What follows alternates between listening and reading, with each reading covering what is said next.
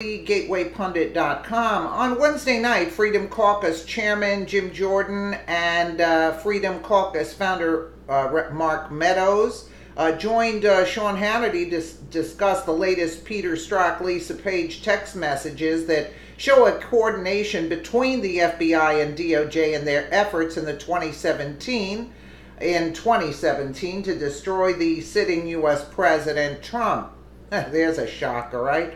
The latest text messages from the anti-Trump officials show how they were feeding anti-Trump articles to the press. The newly released documents obtained by the House Oversight Committee reveals deep state operatives Peter Strzok and Lisa Page were discussing a strategy to leak unverified information to the media in an effort to damage President Trump.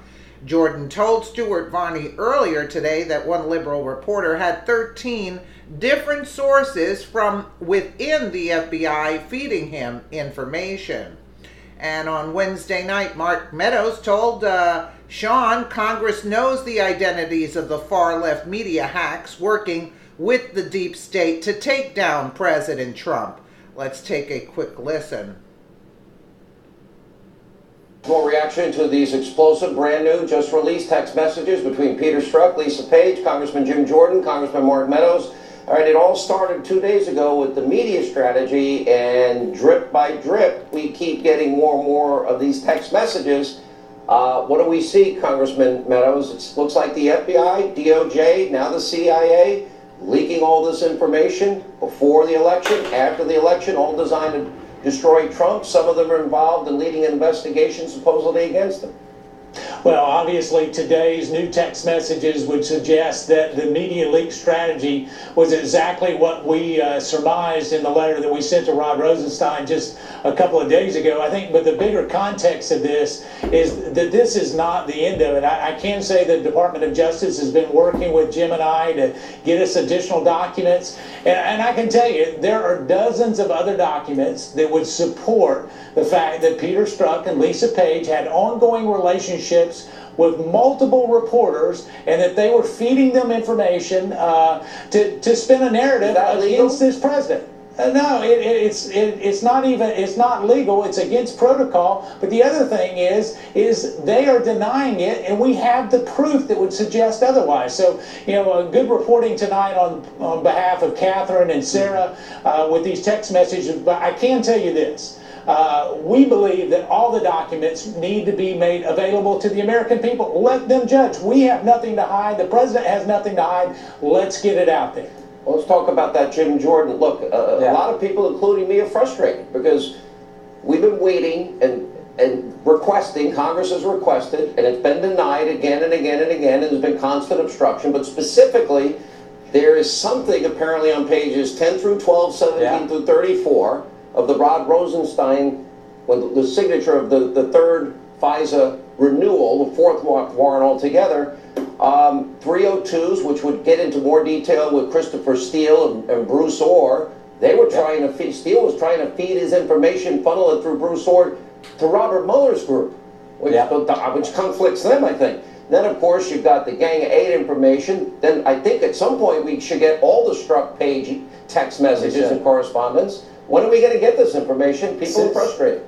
Hopefully soon. Transparency is a good thing. Here's what's so frustrating about it. The dossier was a big lie.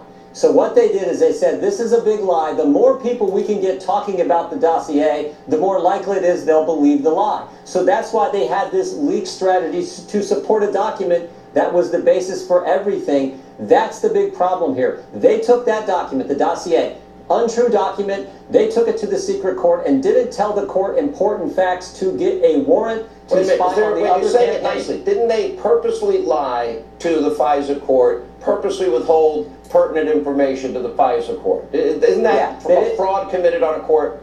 Didn't tell him who paid for it. Didn't tell him the guy who wrote it, Christopher Steele, had an extreme bias against the president, said he was desperate to stop Trump, and didn't tell the court about Orr's involvement, both Bruce and Nellie Orr's involvement in production of the document. Didn't tell him. You and I go to court, Sean, we've talked about this before.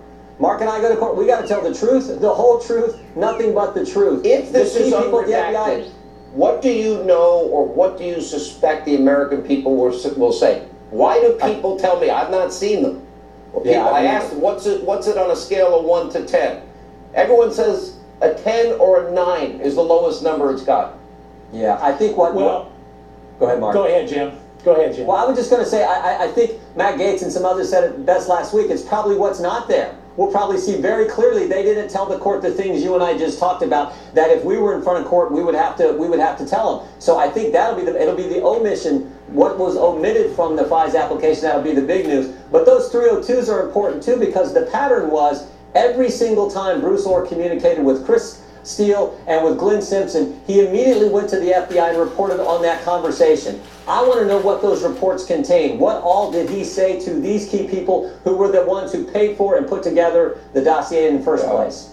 Mark, where's Spartacus Cory Booker when we need him for revealing information? Well, here's the thing is, we do need to reveal this. We know that James Comey leaked. We know that Andrew McCabe leaked. We know that actually Peter Strzok and Lisa Page leaked. We also know that the reporters that they leaked to know that they leaked. And listen, we've got names. We've got actually reporters' names. I believe that journalism is alive and well, but at the same time, we've got to make sure that we get rid of this in the FBI and DOJ. Are you I will confident? say this. I am told that there's exculpatory evidence in the 302s, Gang of Eight information, and in the unredacted FISA that they literally purposely withheld exculpatory evidence as it relates to Papadopoulos, Carter Page. Is that true? Well, we've heard the same things. I can tell you, seeing some of the unclassified documents, there is more of the story that has not been shared with the FISA court and actually with the American people. The time is now. We've got to get it out there, and we're calling on the president, hopefully, to release those documents. All right, gentlemen, thank you both for what you do. I know it's taken a lot of courage and work on both your parts. Thank you. When we come back, mandatory. Well, as you can see, they're guilty as sin, as we've known all along, and they use that the dossier to spread rumors about Trump.